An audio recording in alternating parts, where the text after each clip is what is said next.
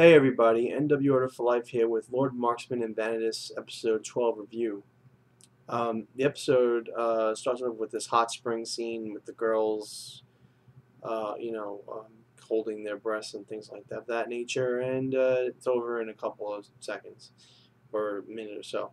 And then we go to the girls all walking in on Tigger sleeping in his home, and they're trying to figure out a way to get him up. And what they come up with is that Elen places herself on top of him, and she emits a signal of like bloodlust, like his life would be in danger, and he reacts quickly and pins her to the floor, getting up and everything, and that was that. And then after that, they talk about going to Altressia. Uh, you pretty much see, nothing really important until they actually get there.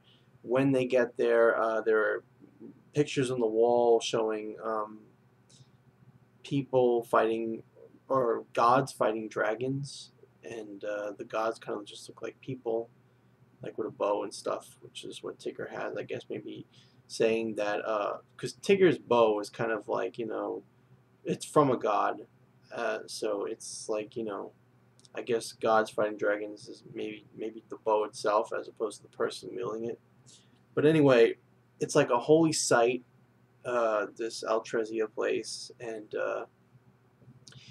they're coming to, the sacred place where the princess can open the seal, whatever, and show that she's the princess. And all of a sudden, Duke Thenardier is there, and he says this is where they're going to die. And there's a fight, and Tigger's knights versus his knights, and Elen uses her skill to cut up a lot of them, and then she goes right after the Duke, and he and her have pretty stalemate kind of fight, with slashing each other, and he just says that it's the perfect place to fight, in this hole or whatever.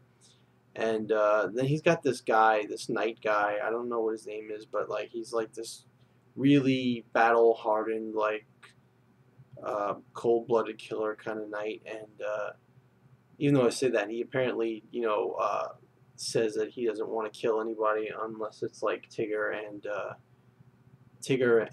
the princess, because he says everybody else can get out of my way. I just want to kill them, whatever. But he's like this really stone faced, cold blooded, emotionless guy, like really strong knight, trying to kill Tigger. And Tigger is, there was a point where Tigger's like, the guy that shaved his head bald for Tigger, I think his name is Rudnick or something, or Rurik. He was trying to hold that guy off, and Tigger, even though Rurik was in front of him, Tigger still shot the arrow at this knight's head, the enemy knight, and like that guy mentions that, like, even though there's like barely any light in here, even though your allies in front of me, and like you're such a far distance, you're still able to aim perfectly from my head, and like that deserves praise. You really are. You live up to your name as Silvash, or whatever the heck they said his name was. But he blocked Tigger's arrow with like his gauntlet, just like that, effortlessly, just blocked it, and the arrow broke on the gauntlet. And again, Elen is not able to do anything with Duke Thenardier, and then there starts to be a cave-in, so everybody starts running to get clear of the cave-in, and Elen,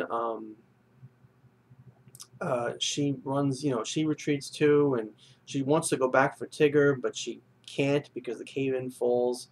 And that night guy tries to kill Tigger with a sword slash, directly, but his servant, Bertrand, this old man who told Tigger beforehand that he wanted to go with him to this place because, loyalty out of, serving Tigger's father and whatever. He takes the slash for Tigger, and he basically bleeds out and dies onto the rubble. The knight that was trying to kill Tigger is dead from the cave-in, and it's just Tigger and this old man. The old man gives him his final words, saying how he's so happy to see him grow up and become the man that he's become, and his father would be proud and all things like that. And then Tigger uses his arrow and channels his grief and pain or whatever, and shoots the arrow up through the ceiling, and it creates, a hole or whatever. Or maybe just boost him and the old man out of where they were. But there's like this huge, like, you see the arrow shooting up out of the surface.